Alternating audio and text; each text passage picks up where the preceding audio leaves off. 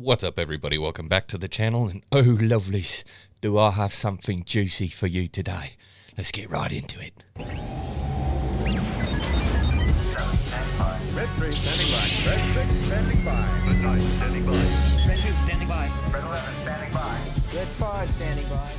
What's up, everybody? I hope today finds you well. I was working my way through the day when this absolute bombshell lands on my desk with the headline, Disney plans targeted hiring freeze, staff reductions, and, quote, cost structure task force. Well, what in the world does that mean? It's just cryptic enough that I believe it. And what's beautiful about this is it's not just speculation. This comes straight from the horse's mouth. Bob Chapek stated that the company is undertaking a rigorous review of the company's content and marketing spending. Now, what exactly does this mean? Well, there are a lot of different things that can come out of this statement. There are a lot of different things that can be affected not only in pop culture, but in the parks. Lots of different things that this means for Disney. It's a little too early to tell exactly what that's going to entail, but I think we need to really watch this closely. And we're going to dive into that a little bit deeper. But first, I got to give a shout out to my sponsor for today's video. No one. Absolutely no one. So please drop a subscribe because my channel is so tiny, nobody wants to pick me up. Thank you.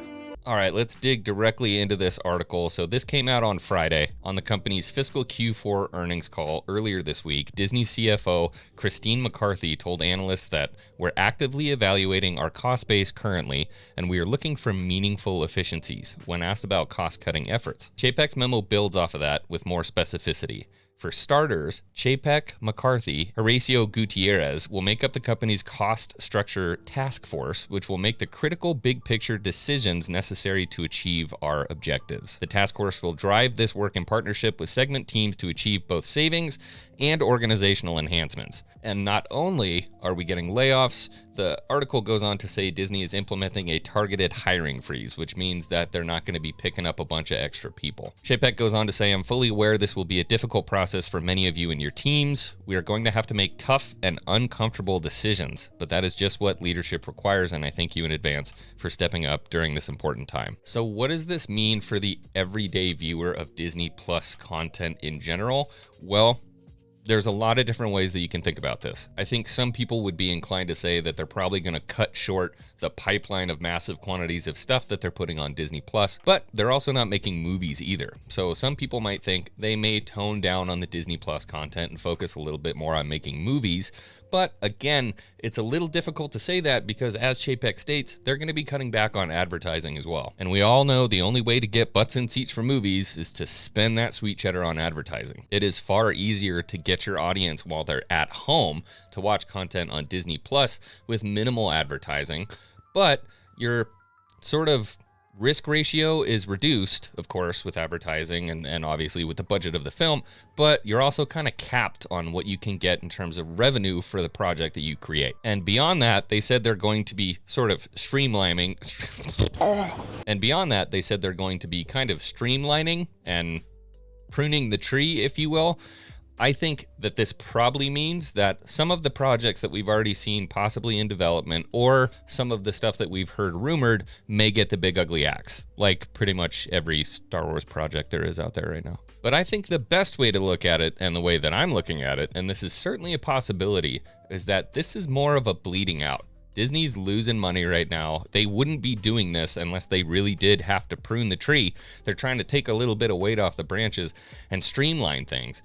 This could be a bleed out. It's possible that Disney has so much on their plate with two extremely expensive franchises like Marvel and Star Wars, it may make sense for them to sell one.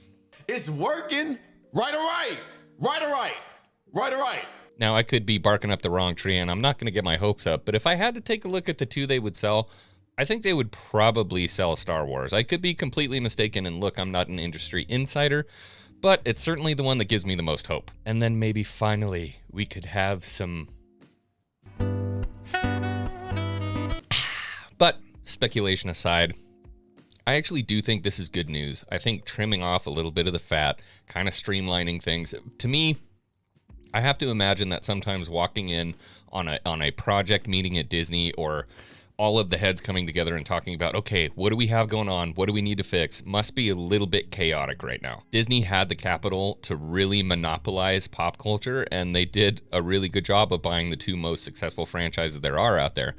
And it's a lot to put on somebody's plate. And for the most part, I felt like they've handled Marvel fairly effectively. And it seems like they've been keeping the content rolling, keeping it streamlined. Not everybody's happy with all the content that has come out, but the fan base seems to be a lot happier at Marvel than it is over at Star Wars.